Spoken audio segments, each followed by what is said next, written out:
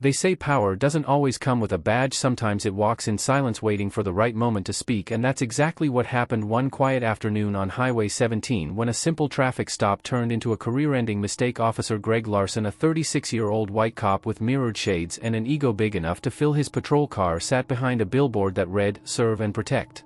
Before we start, hit that like and subscribe button, then comment where you're watching from. Your support keeps these powerful stories coming.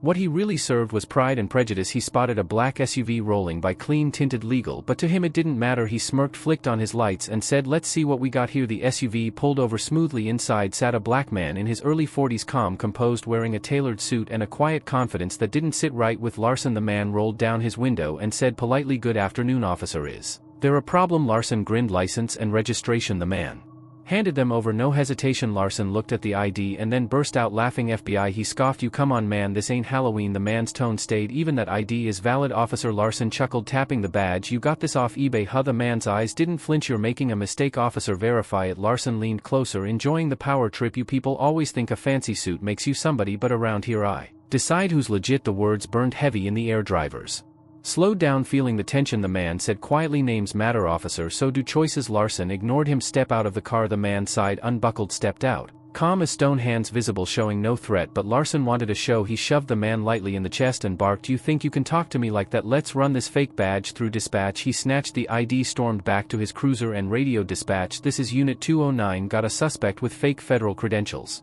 Name reads Special Agent Marcus Dean." "Check that name." Silent, static. Then the dispatcher's voice came shaky, "209, repeat that name." "Marcus Dean claims he's with the Bureau." Long pause. The voice returned, nervous. "Officer Larson, stand by, do not engage." Larson frowned. "What's that supposed to mean?" The dispatcher hesitated. "Marcus Dean is the deputy director of the FBI." Larson froze. The radio crackled again. "He's on assignment in your jurisdiction, sir." Larson's mouth went dry. He looked up and saw Marcus Dean still standing, calm, hands folded, eyes sharp, like he'd seen this movie 100 times. Larson stumbled out of his car. "Sir, Agent Dean, I mean." Marcus raised his hand. "Save it." His voice calm but commanding. "You had every chance to handle this with respect. You chose arrogance." Larson stammered. "I didn't realize." Marcus said softly, "That's the point. You never stopped to realize anything. Not who I was, not what I said, just what I looked like." Another cruiser arrived. The captain stepped out, eyes wide.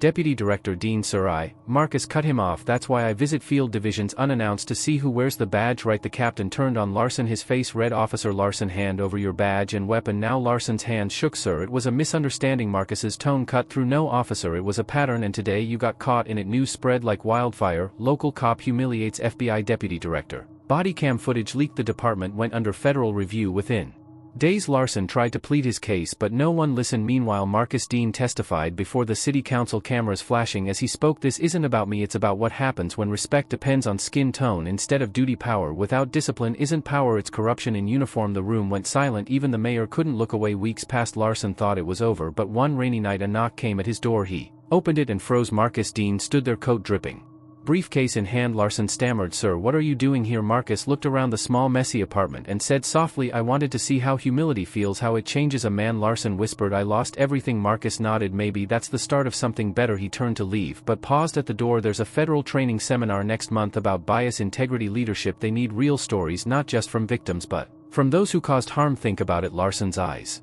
widened. "You want me to?" Marcus said quietly. "I don't want anything, I just believe in second chances, the kind I was never given on that road." He walked away, disappearing into the rain, but as Marcus got into his car his phone buzzed. A message appeared. "You're making enemies, Agent Dean. Some of us like things the old way." He looked up. Across the street a black SUV idled in the shadows, a figure inside watching. Marcus tightened his grip on the wheel and whispered, "Then they picked the wrong man to scare. Because justice doesn't stop at one badge, it starts with the courage to wear it right." The night rain turned to mist the next morning when Agent Marcus Dean arrived at the local precinct, unannounced again, this time not for a sting, not for a lecture, but for something deeper. The eyes that once looked at him with judgment now held caution and curiosity. Whispers followed him down the hallway. "That's him, the deputy director who got that cop fired." But Marcus didn't walk in to shame anyone. He came to rebuild what arrogance had broken. The captain greeted him nervously. "Sir, to what do we "Oh, the honor," Marcus replied simply. "I'm here to make sure this department learns not to repeat history." They gathered in the briefing room, rows of uniforms, faces guarded. Marcus stood at the front of the room, calm, composed, every word deliberate. "6 months ago I was pulled over not as a man but as a suspicion, and one choice changed everything. That officer is gone, but the system that created him is still here." Silence fell heavy. One rookie raised her hand. "Sir, how do we change that?" Marcus looked at Her firm but kind accountability starts where excuses end. It's not about who you arrest, it's about why you think they're guilty before you even know them. The room stayed silent, every officer listening, but outside the precinct in a black sedan someone else was watching through tinted glass. A voice over a phone said, "He's still pushing this message, it's making us look bad." The reply came cold and certain, "Then make it stop." Later that night Marcus left the station. The air cool and heavy headlights flashed in the distance. The same black SUV from before started to follow. He noticed in his mirror, took a turn down a side street. It followed again. He parked calmly, got out, his badge glinting in the streetlight. The SUV stopped, engine still running. A man stepped out wearing a dark coat, his voice deep. "You should have stayed in Washington." Agent Dean. Marcus stood tall, unflinching. "Truth doesn't need permission to travel." The man smirked. "Maybe not, but careers do." He reached into his coat. Marcus's hand went to his holster, but before either could move, headlights flared from the opposite side of the street. Unmarked vehicles rolled in, tires screeching. Agents poured out, guns drawn. The man froze. Marcus said calmly, "I knew you'd come back. Sometimes the best trap is patience." The mysterious man dropped his weapon as the agents cuffed him. The lead agent turned to Marcus. "We've been tracking him for months, dirty connections to multiple precincts and city officials. You were the bait." Marcus nodded quietly. "That's the thing about corruption, it always circles back when it thinks it's safe again." The next morning the news broke. FBI sting uncovers widespread police corruption. Local hero agent Marcus Dean leads operation. Officer Larson watched the broadcast from his small apartment, silent, humbled. He picked up his phone, hesitated, then dialed.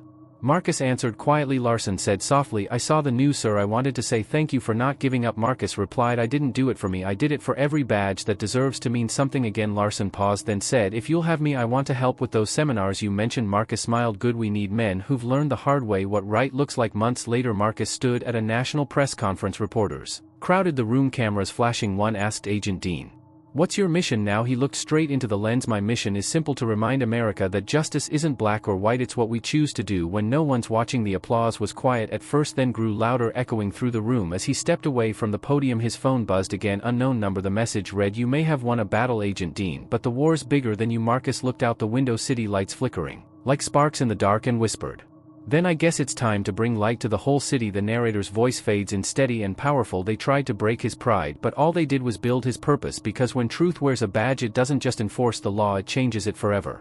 The end. Comment below if you know you enjoyed the story.